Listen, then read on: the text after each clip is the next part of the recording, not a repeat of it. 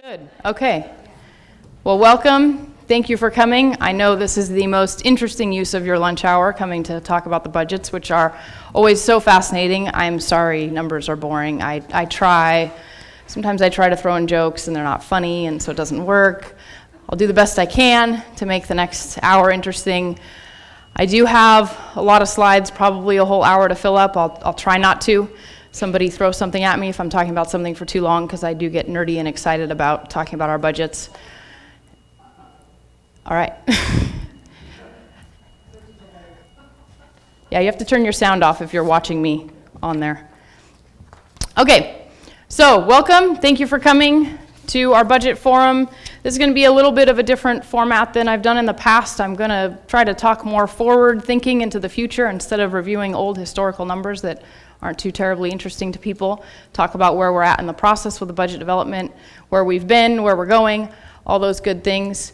And luckily, this particular audience in here, I know, has seen a few of my budget presentations and knows a little bit about the budget. I'm not sure about the folks online. They may have a little less experience, so I'll try to cover all areas, all levels of knowledge on the budget.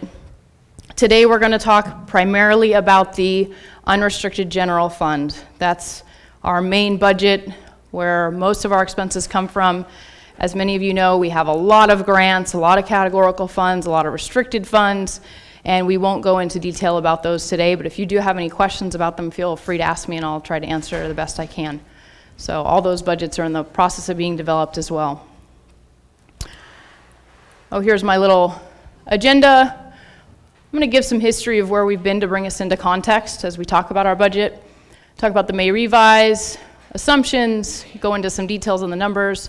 We will talk about the construction and equipment funds as well, because those are some specific funds that's worthwhile to share what we're doing there with our budget. And I have a little campus store update and brac update and what's next. Okay? Everybody ready? Don't fall asleep before I even start. Ready? Okay. People are smiling so far. In a few minutes, you guys will be nodding off. Okay. Where have we been? I wanted to give some context about why we keep talking about the budget, why it's important, why this forum is important, and why our 17-18 budget development is a little new and different and critical for us. What's happened with Santa Barbara City College in the last few years? Our revenues, when I started here 4 years ago, they kept going up and things were looking great. For the last 10 years, our revenues were increasing, and we just had one small decline in 2012-13 that was followed by a pretty decent increase the following year. So we were used to our revenues in the unrestricted general fund going up steadily. The highest amount of revenues we received were in 2015-16 at $111 million. So that was pretty exciting. We were able to say we have over a $100 million budget. And that wasn't that long ago. So a lot of us keep thinking, wow, we have a pretty large budget, revenues are growing, this is great. And now you hear talk about the budget not looking so good. So what happened? Back in 15-16, when we had that large revenue amount, a large majority of it were one-time funds, meaning they weren't going to be ongoing. They came from state-mandated reimbursements. And we decided to put aside that money for the campus center replacement, because at the time we had funding from the state that was going to be provided, and we had to put in a portion of funding for it as well. So we put aside almost $12 million for the campus center replacement building project that was in the works. Okay, so that was 15-16. And then around the same time, our FTS started to decline. And the reason why that matters for us is that's how we receive the majority of our funding, is based on how many students we have. FTS is full-time equivalent students. And when they started to decline, at first, we didn't know exactly how long that would last or how much it would decline.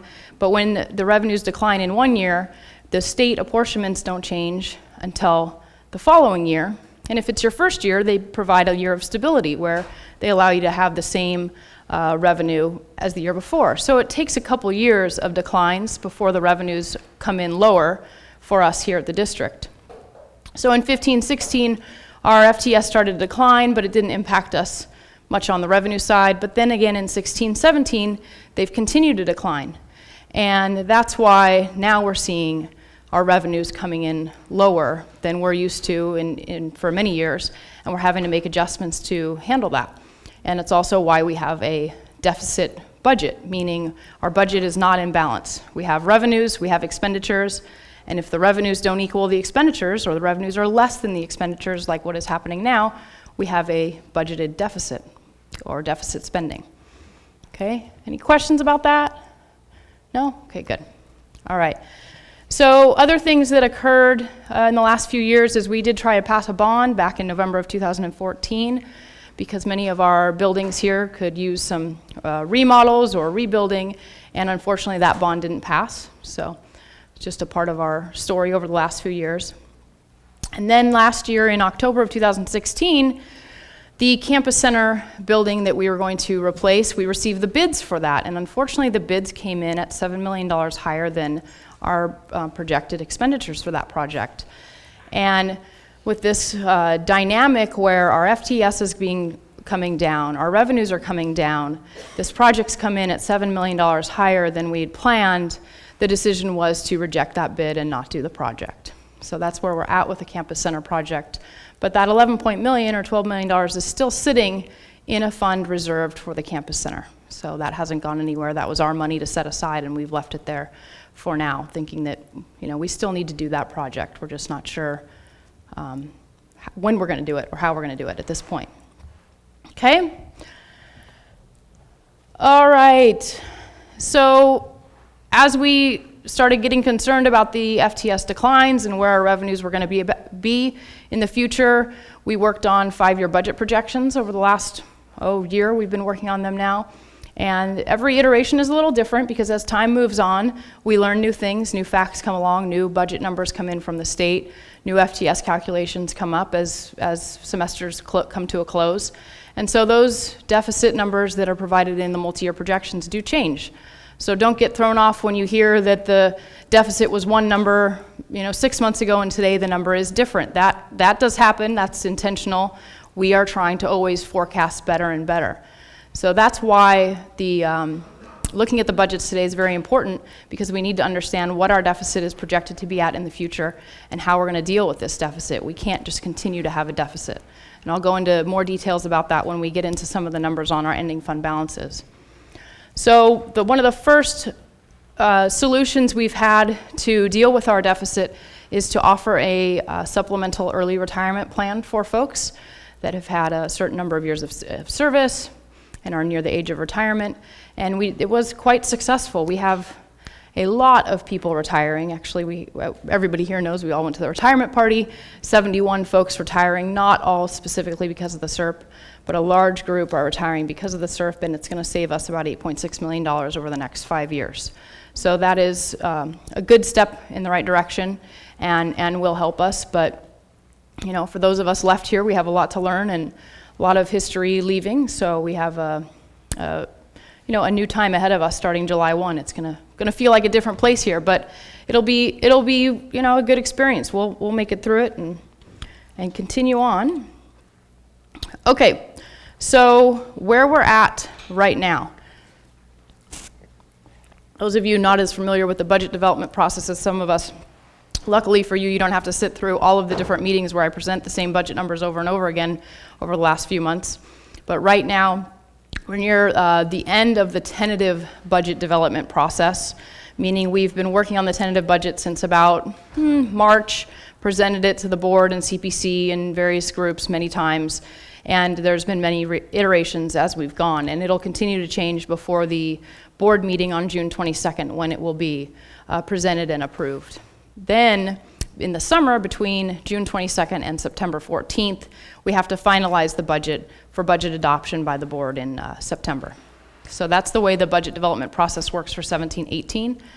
And in the finance world, we're always trying to improve upon our budgeting. So every year we have different types of files we're working on, more levels of detail we're trying to obtain, and getting it more and more accurate. And I'll talk about that more when we talk about our new budget committee.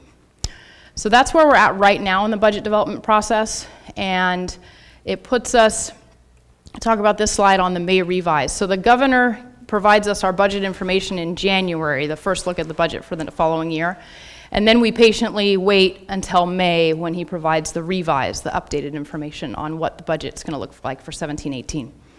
So the May revise, we just got it last Thursday. So very, very new, not nearly enough time for us to change all of our budget assumptions and projections since last Thursday. But I do want to talk about the big changes in the May revise that did come out so far.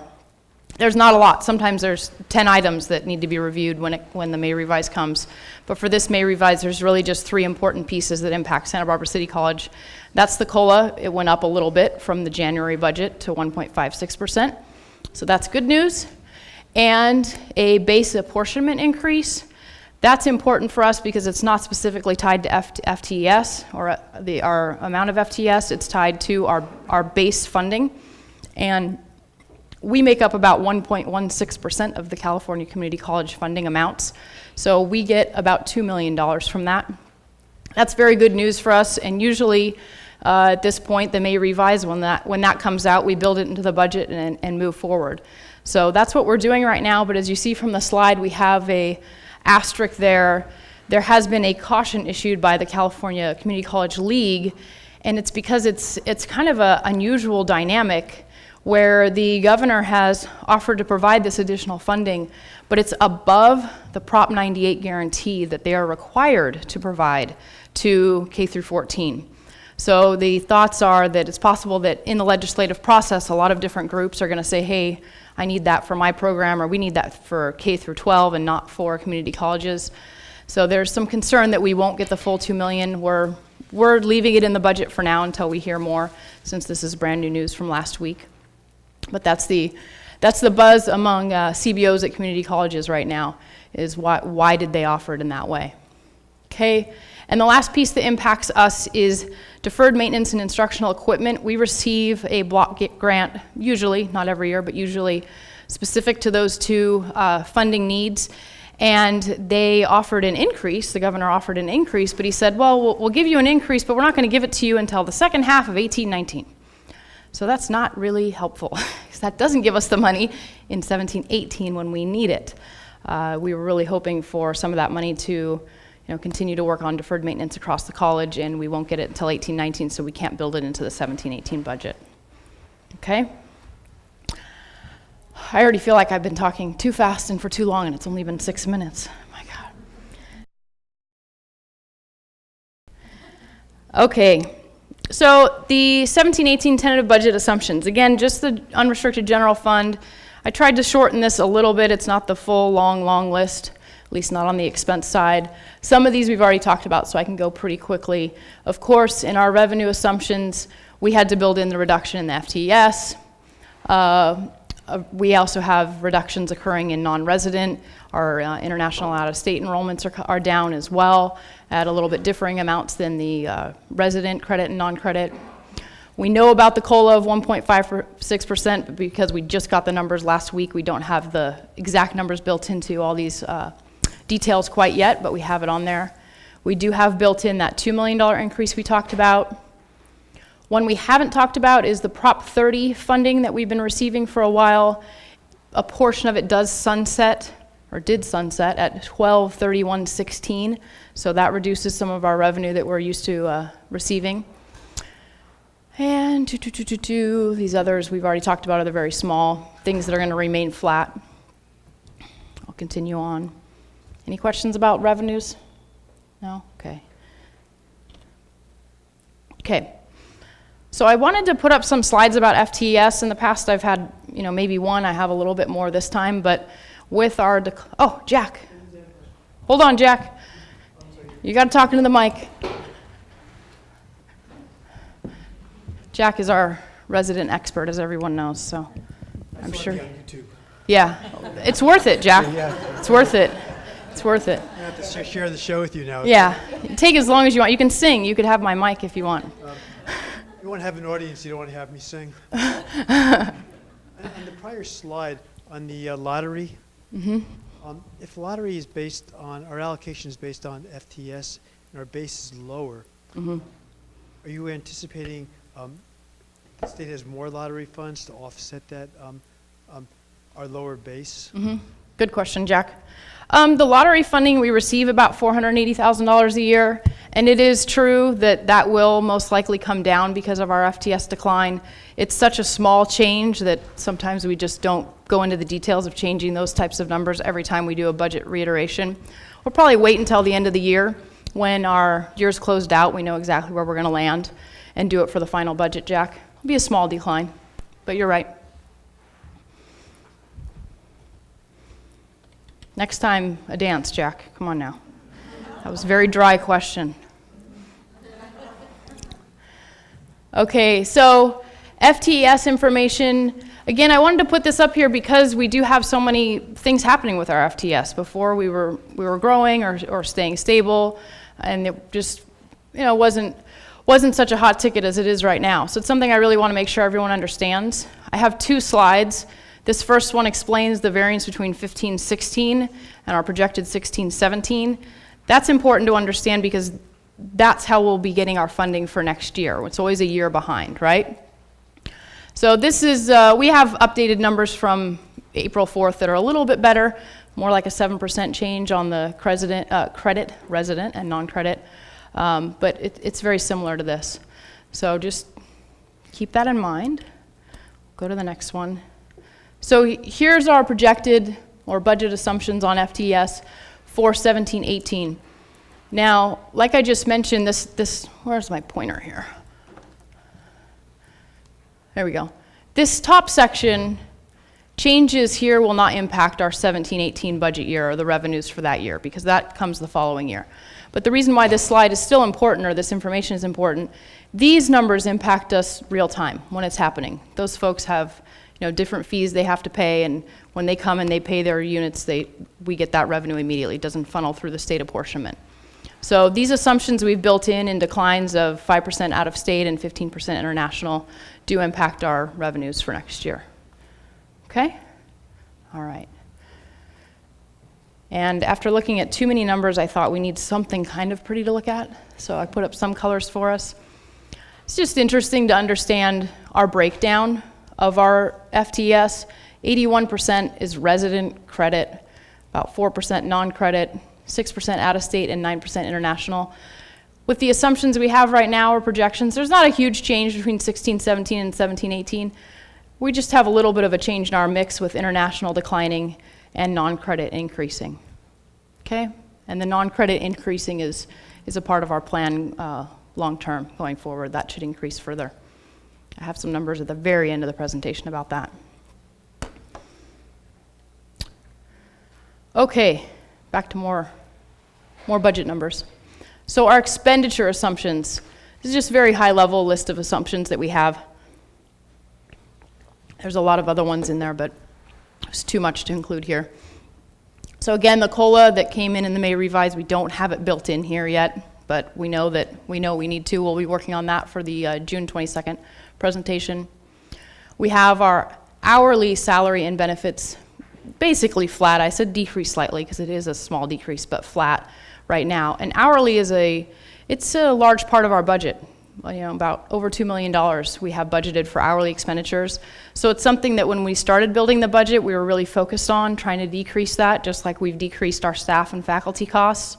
Our salaries and benefits are about 87% of our budget overall. So the 13% it's a much smaller piece of all of our supplies and other operating expenses and things of that nature. So focusing in on the salaries and how we can reduce those salaries is important to bring our budget back into balance. That's why we've been putting effort into the hourly area, and I'll talk about it a little more when we talk about the Budget Resource Allocation Committee. But that's an area where we're going to continue to work on that until the final budget. So we have more review we can do in that area. Our health benefit costs have increased for 17-18. That's because health benefit costs did increase almost 5%. And we continue to offer the 80% plan for employees with zero cost to them. So the increase is that increased cost to the district of increasing our employer contribution. Okay, so that costs us about $400,000. That's not bad. Other industries, other areas are getting more like 10-15% health insurance cost increases. So it's not great, but it's not terrible.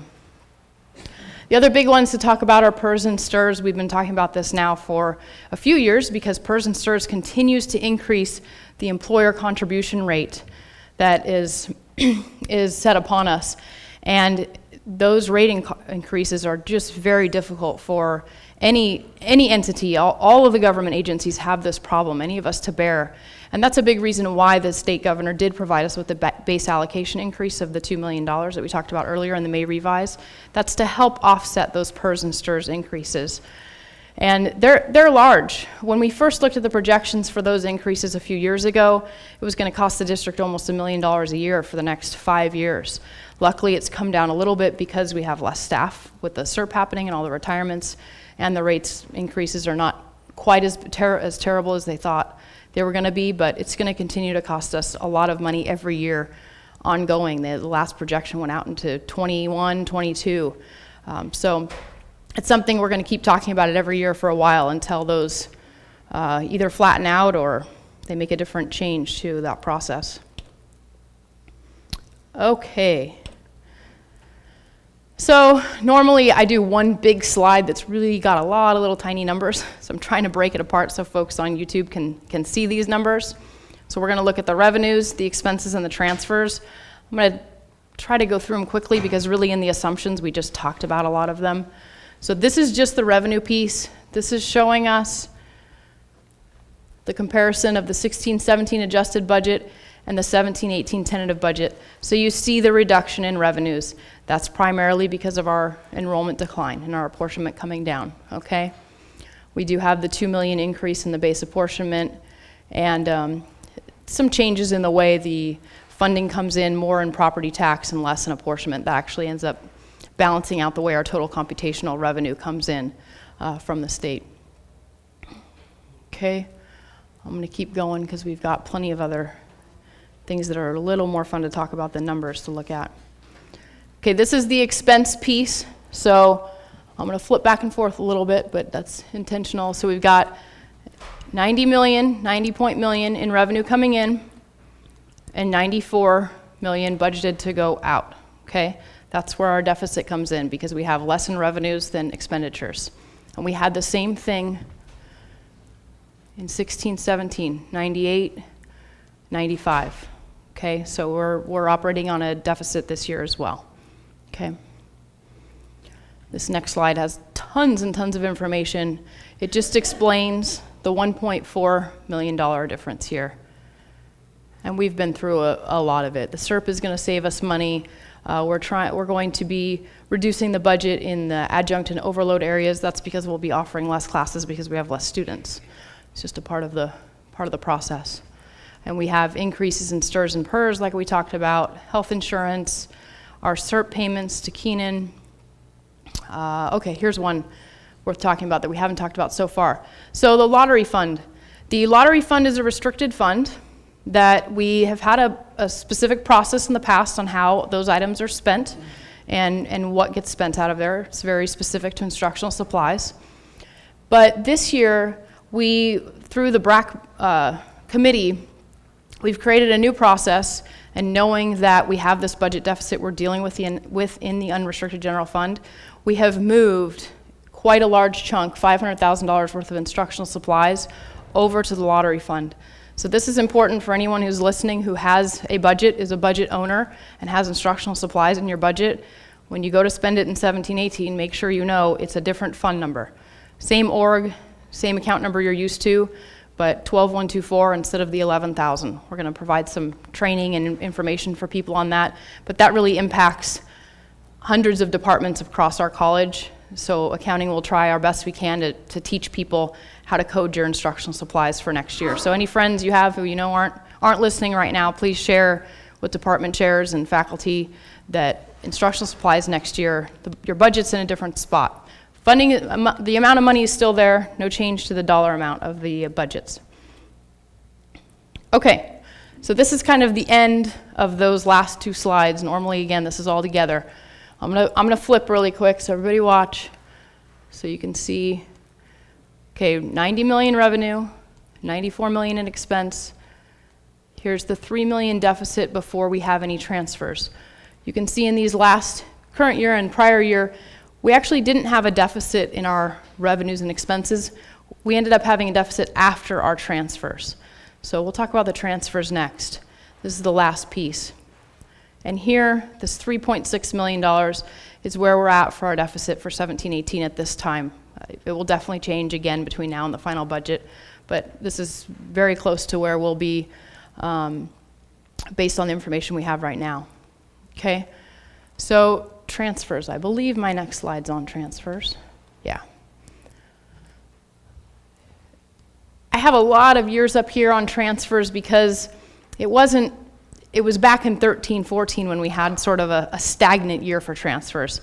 In a nutshell, we've transferred out of the unrestricted general fund to the construction fund and the equipment fund. The construction fund is to fund construction, any maintenance needs we have on campus. And then the equipment fund is used primarily to fund program review or IT refresh. So it's about $4 million a year that we kind of need or have done in previous years. But we had these very unusual years in 15-16 and 16-17 where we funded this 11.8 to the campus center. We put aside swing space money as well. We were working on the facility master plan. We funded all of program review. And then in 16-17, we moved money over to the construction fund, $2.8 million, to finish up the West Campus classroom building.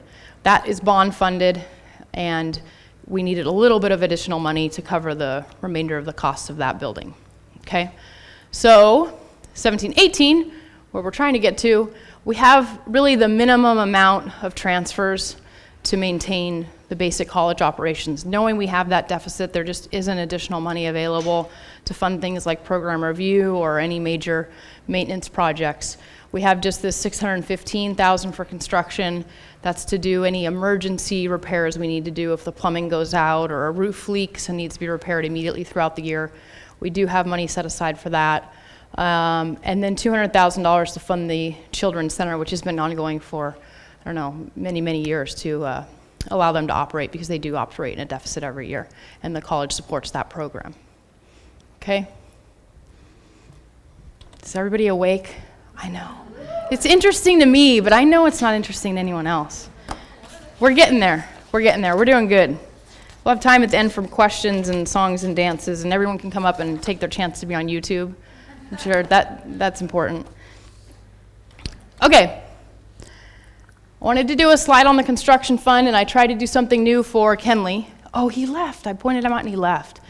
Because Kenley hates numbers. He always tells me, write it out in words, because I read words, not numbers. I'm not an accountant. So instead of doing another boring slide with a bunch of numbers, I tried to do it in a little bit different format, hoping it also comes through better online. But the reason why I wanted to bring up the construction fund is because there have been so many things getting transferred into the construction fund and changes over the years. Let's see. The big thing to point out is on the revenues. We're not getting that deferred maintenance funding that we were hoping for. We already talked about the little bit coming over from the general fund. Expenditures. I don't know why I'm pointing with my finger. You guys can't see what I'm pointing at. Okay, I already talked about these couple guys. We're planning on spending a little bit of money to complete the facility master plan. We'll have a little bit of consultant use to make sure we write that document properly. We have $407,000 left over from the campus center swing space money we transferred over there. We did use a lot of that money because we were going full steam ahead to close down that building and create swing space for all the different departments and food venues that needed to be housed elsewhere. So unfortunately, most of that $1.5 million was spent, but we do have $400,000 left over, and what we intend to do with those funds are use them to make repairs on the campus center. One of the decks is leaking. We're going to repair that. There's a couple classrooms that need some repairs from water damage. Those are the reasons why we wanted to replace the building, but at least we have this money that we'll use to try and bolster it for the next couple years. We do have some money left over from deferred maintenance projects from prior years. We'll be finishing those projects next year. And then we have a little bit, this is kind of a cash flow thing. The West Campus project will be done by the end of this calendar year and ready for spring of next year. So we'll have a few more payments to make out of there.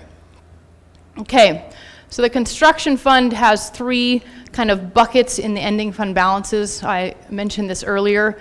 We have $2.5 million we're projecting to have left in just the basic construction district project fund. That one, I'll remind folks, has a board policy that sets our minimum at a $2 million balance. So it'll be a little bit above the board minimum. Then we also have that $12 million I mentioned before for Campus Center still sitting there, and a little bit left over in this facility master plan area. Okay, equipment fund. Typically, there's revenues coming into the equipment fund either from the instructional equipment block grant or from the general fund. There's nothing coming in here this year, but we do have ending fund reserves that will be there at the end of this year to cover the IT refresh. And multiple departments have equipment budgets that are necessary that equal about 500 grand, and that'll be funded again from that prior year ending fund balance.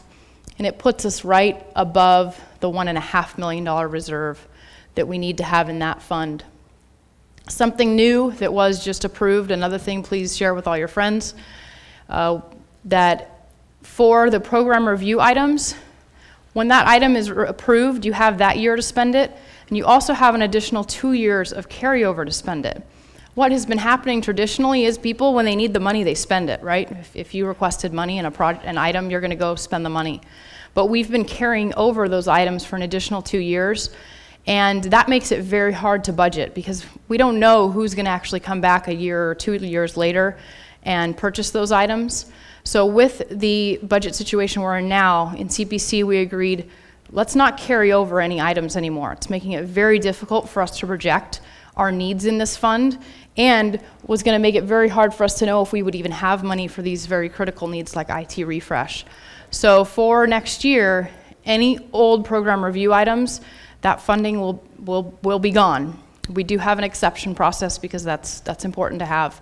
If anyone has a project they didn't know that this change was going to happen, none of us did, they can come to CPC or me or James in finance and ask for consideration that they are still able to spend the money. So we're keeping that in mind. But please share that around. Yes, Jim, way in the back of the.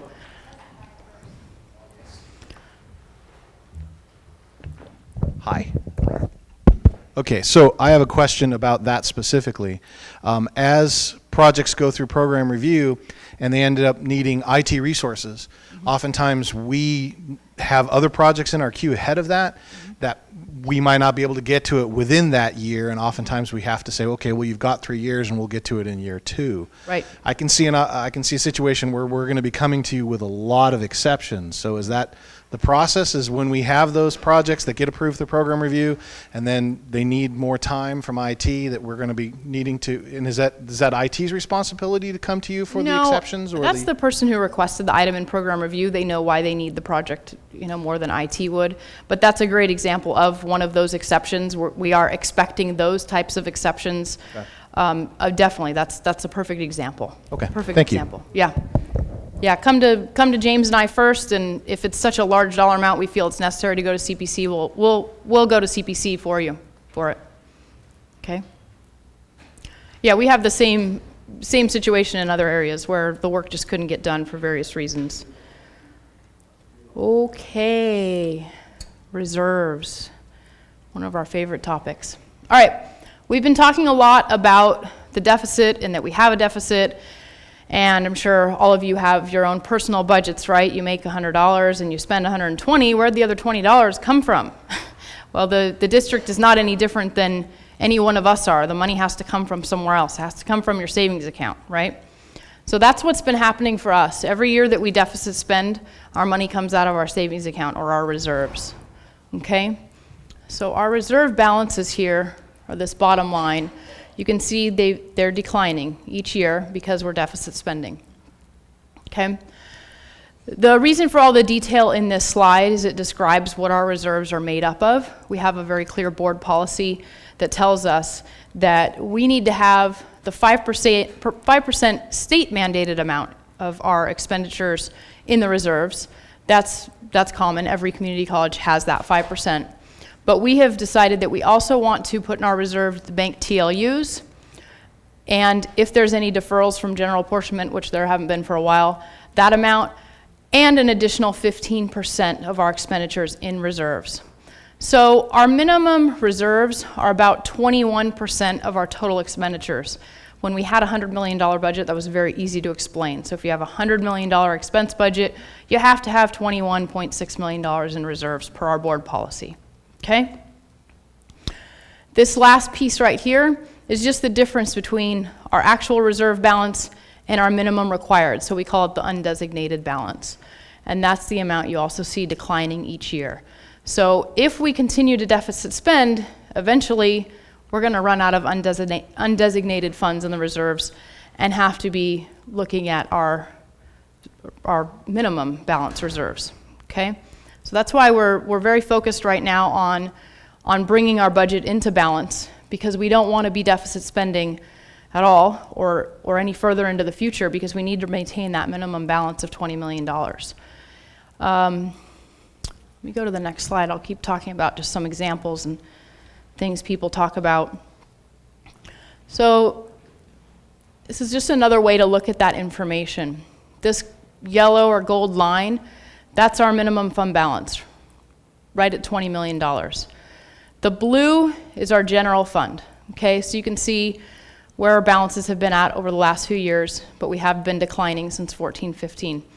Now, in 15-16 is when we transferred money into the construction fund for Campus Center. Okay, that's why this green bar for the construction fund went way, way up. And that money's still sitting there in 16-17 and it's still sitting there in 17-18. This question gets asked quite a bit, so I'll just ask it and answer it for you, assuming someone will ask.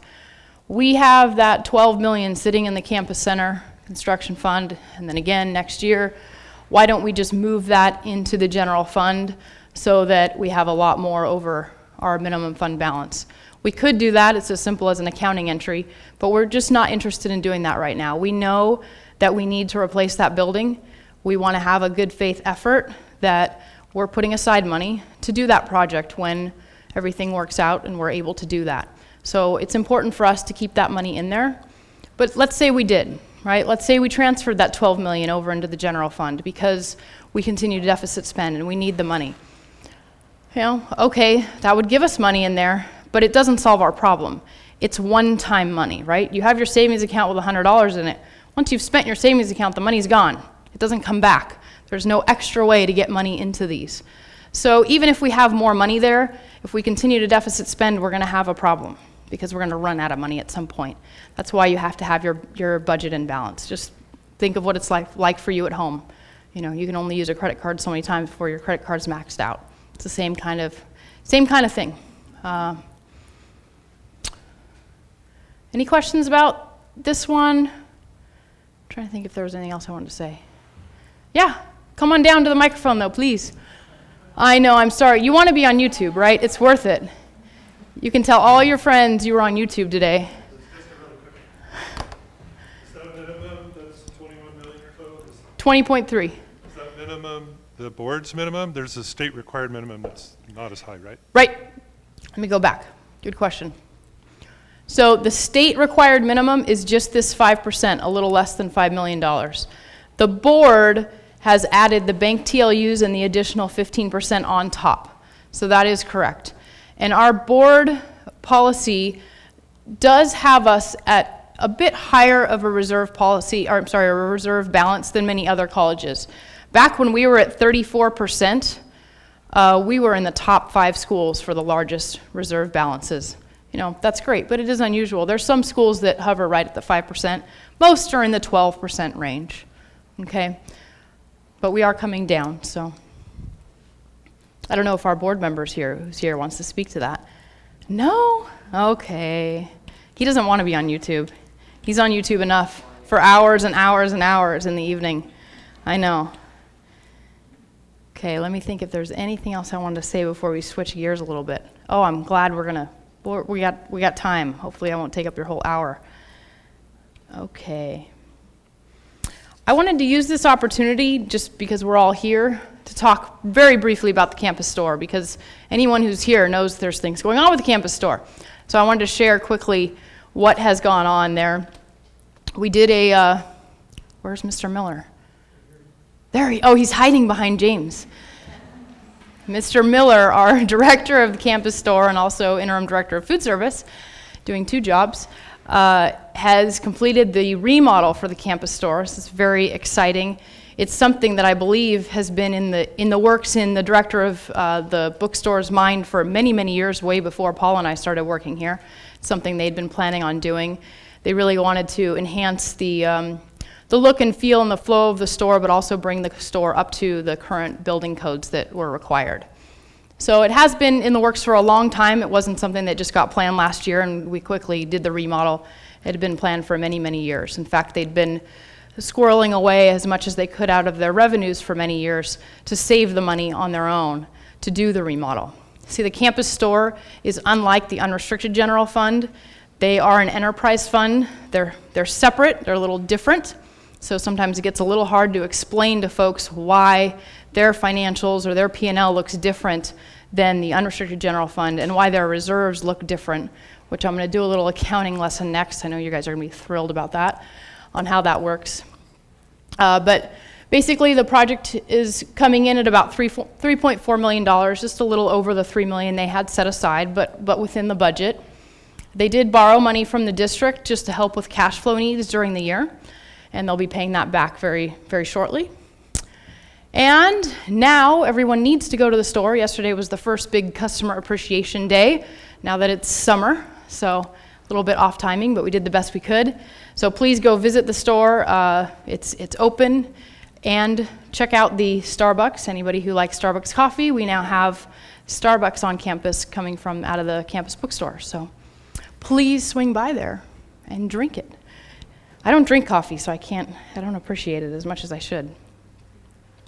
Okay, very quick little tutorial. I know everyone wants to sit through an accounting class right now at the end of this 45 minutes here, but a quick tutorial on why the campus store balance sheet looks different and why the ending fund balances really look different. I've always shown, just as my predecessors have, this big slide on the campus store and their ending fund balances hover somewhere around this range. Uh-oh, where'd it go? Oh, it just died on me. Somewhere around here, $6 million. And I get asked, well, you know, if they have $6 million there, why do they have so much money and what do they do with all that money? And it's just not quite the same type of accounting. It's not the same as our general fund balance. Our general fund balance is pretty much all cash. There's a little bit of accounting in there, a little bit of accounts payable and receivables, but very, very small amount. So our ending fund balance is pretty much our cash balance. That's not the case with the bookstore because they really have more of a typical, private company type balance sheet. Their fund balance is made up of, now I wish this worked, it's made up of all these different components. That's why I put the little accounting equation over here. The fund balance is a part of this equation. You can't just pull it out and say, oh, I get their fund balance, it's easy, it's made up of this, this, and that. It has their cash, their accounts receivable, their inventory, their building, and the payables, and of course any profit they make or lose that year adds to the fund balance. I highlighted these blue ones because they're the primary ones to take a look at and to help you see that their ending fund balance isn't $6.9 million. You have to take out the inventory and the building. Their building is actually on their balance sheet, unlike the rest of the college's reports. When I show reports, you don't see the ending fund balance less the cost of all of our buildings. But on the campus store, you do see that. So if you just use this as a reference to get an idea that when you see the ending fund balance, you've got to take out their inventory, which is always well over $1 million, and the building costs on there, okay? Something very, oh, what a guy, he fixed it. Now that I don't need it anymore. All right. Okay. So people are starting to tease me that I have a love fest with brac, and I will admit it's true. brac is our new Budget Resource Allocation Committee. I'm very excited about brac because we started talking about brac when our new president, Dr. Beebe, arrived. He sat down with me and said, how do you do this? How do you do that? And I explained our processes, and he said, well, what's your resource allocation committee? And I said, what's that? And he explained it to me, and I said, that's our missing link. That's what we don't have. You know, wonderful. I'm so glad you're here to explain to us what you've had experience with at other colleges, and we'll implement it here. And it took us some time to get going. I wasn't quite sure if that was if you wanted us to do that day one. But starting around January, February, we really started to form this committee. And in just a few short months, we've accomplished quite a bit. So I have some slides with lots of words that I'm not going to read because that's very boring. But we started it back in March. And the whole point of this committee, it is a subcommittee of CPC. It's the Noah's Ark Committee, the 2x2x2, if anyone's familiar with that fun term. So we have all the usual folks on the committee, excellent group that are very concerned about our budgets and reviewing the budgets, making sure the budgets are transparent across the college, and having the budgets run through a shared governance process. So we formed the committee quickly. We wrote the guidelines about the committee quickly. If anyone's interested in them, let me know. I have them. I'm happy to share them. And in just the last couple months, brac really inserted itself right in the middle of the budget development timeline, started about 2 months behind on what their normal cycle would be, and made it through 175 department budgets in 4 all-day-long meetings. It was fantastic. I mean, we went quick, but it was a great first step at a group taking a look at every single department budget instead of just finance looking at it. Really exciting for us numbers people and folks who care about that level of detail. And the purpose of the committee is really just to provide more transparency, more understanding of the budgets, and giving the committee and the finance team a chance to ask those deans and those department owners, budget owners, what is in your budget? Do you need this? Do you need more? Do you need less? Through all those budget reviews, we really cleaned up the budgets, corrected errors, omissions, increased budgets that people hadn't noticed they really needed the money there, and decreased them in places where they had money budgeted that they just didn't really need it. It was in there for something that doesn't exist anymore. So really, really great and exciting process. We came up with the change to the lottery fund allocation, what I described earlier, where we're budgeting all the instructional supplies from the lottery fund next year. That's something we accomplished in a very short amount of time. So, but we're not done. This committee even has faculty on it. I'm very excited. They are more than willing to be here with us during the summer to continue with a process we weren't expecting to need to do, or that we would want to do or have the time to do. But they came up with on their own, it wasn't even me forcing them to do it, to meet and now review all of the hourly budgets in detail. So another one to get the word out that anyone who has an hourly budget will be getting a budget file from us very soon, where we're going to need to compile all of our hourly information and do a monthly budget. And then we're going to come back and have those folks meet with brac and go through them. Again, more about transparency and understanding our budgets and making sure that next year we meet our budgets. We understand them. We're able to adjust mid-year and understand where we're at throughout the year. Hourly budgets are hard to do. It's not, hourlies are paid different amounts. They're not all paid the same thing. They all work different hours.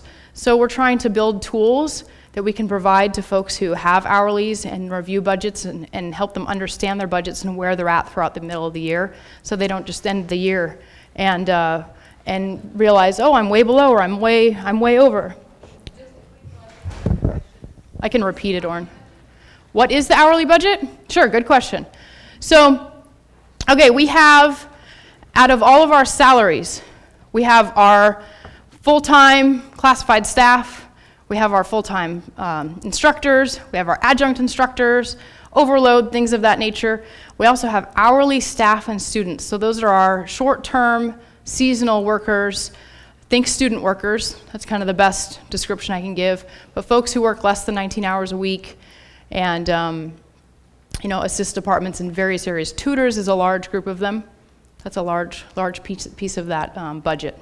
Okay? Yeah. Any questions on brac? It's new. I know I don't know when the last time a new committee was formed. It's kind of exciting. brac does report back to CPC, makes recommendations to CPC. They're a recommending body. Any more? Did I bore the heck out of you?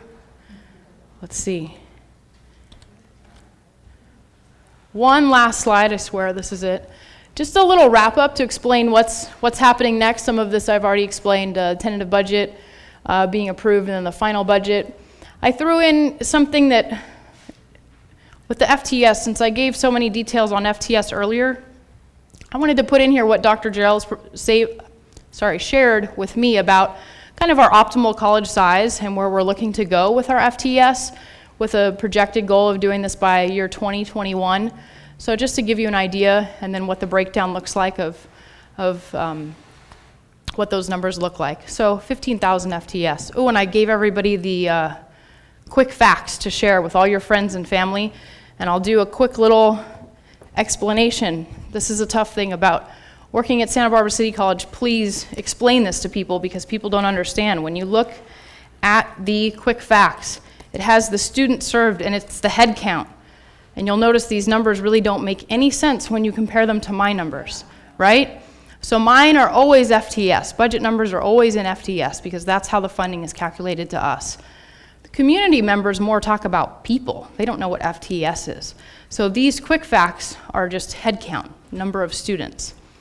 Okay, so something to understand when you're looking at any type of budget slide versus the quick facts.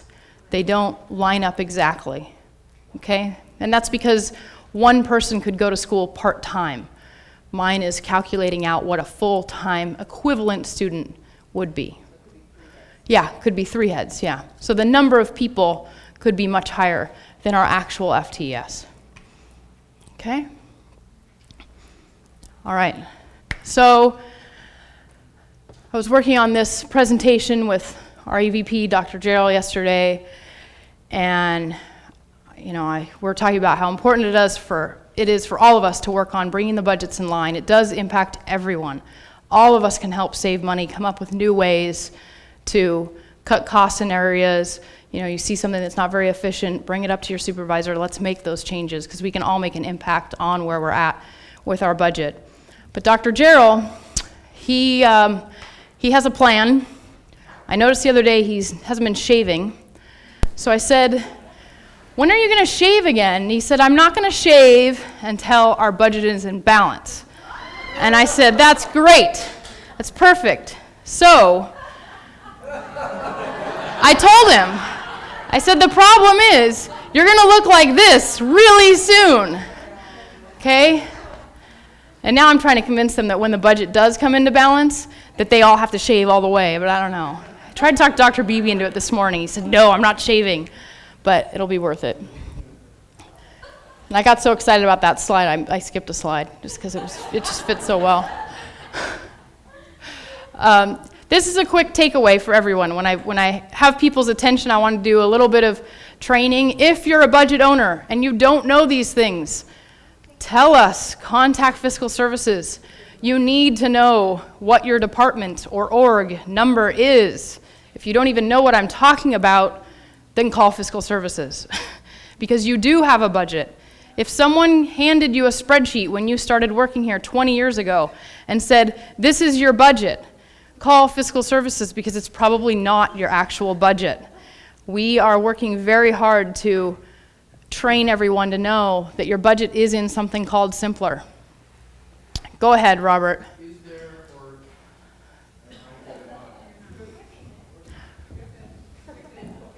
Make Oren run around a little. is there, or could there be a training for new budget owners? I think with the SERP, I know even in my department, there'll be somebody new taking over the budget, a lot to learn. It's true. It gets handed off. Yeah. How do we do that? It's a good question, and we need to work on it. We always offer Simpler training through Fiscal Services multiple times a year. Honestly, even though it's time intensive, what I've found, when we have a new employee and they're a manager, they just need to come sit in finance with us for an hour or two. Because folks need to understand their budget. Kind of an overall training, it gets you started, but if we have a new director of IR come, they need to understand their actual department's budget. And the best thing is just to come and sit with us and meet with us and have us teach you one-on-one, and that's what we're here for. So don't feel shy. Send anyone over to Fiscal Services, folks, the accountants, the payroll folks. everybody's ready to help and wants to train because it's important. It makes all of our lives easier if people actually understand their budgeting and how they're supposed to do it, especially over in human resources. They, Whose responsibility is that? If somebody doesn't know that they need to know that, and you don't know what you don't know, okay, how are they going to be somebody's their supervisor? yeah. Somebody's here June 30th, new person starts July 1st. Yeah, the question is an impossible one to answer. The question was if someone doesn't know what they don't know and they've just started and they didn't get training, that's a tough one. Someone else yelled out from the audience, their supervisor should know. But I think a better approach is we all know who's new. I mean, I'll be reaching out to the new director of IR and setting up a meeting immediately. Anytime I hear of somebody new starting, we have to help them out because you're right, they don't know what they don't know. The more we can train them. We're going to have such a large group of new folks coming in all at once. We're going to have to help each other out the best we can. Yeah. I think that's it. We made it. Good job. I just want to say something really quick, not to be on YouTube. That actually horrifies me. But I want to thank you, Lindsay. This was fantastic, and this kind of education is so important for all of us. I wanted to quickly speak to the board question. Oh, our board member, Aboud, has left. But that extra reserves that we have is why we're able to function now. I mean, we're spending out of deficit, so we have time. We had time to do the SERP. We have time to not have to radically change or cut things. So I'm really grateful for that, and I'm really grateful that the board and our administration has made it clear to the board that it's okay to spend this money now as we get back into balance, as we right our ship. That's exactly right. So thank you for pointing that out. Thank you. I think it's incredible, and it's part of why we're doing as well as we are. My last request is at some point, I would like to learn more about the hourly workers here, and I know there's a lot of student workers. I don't know if some is staff, and maybe after this summer, whatever you share out of BRAC, there might be some way. Just let us know when there's something to post or share. You Really bet. appreciate the education. Definitely. Okay, anything else? You guys want to go eat your lunch for real now? Because that didn't count. But I do really thank you for actually coming and not just watching it on your computer. It makes it a lot more fun for me to present to people. So I thank you for coming and spending your time. All right? Thanks.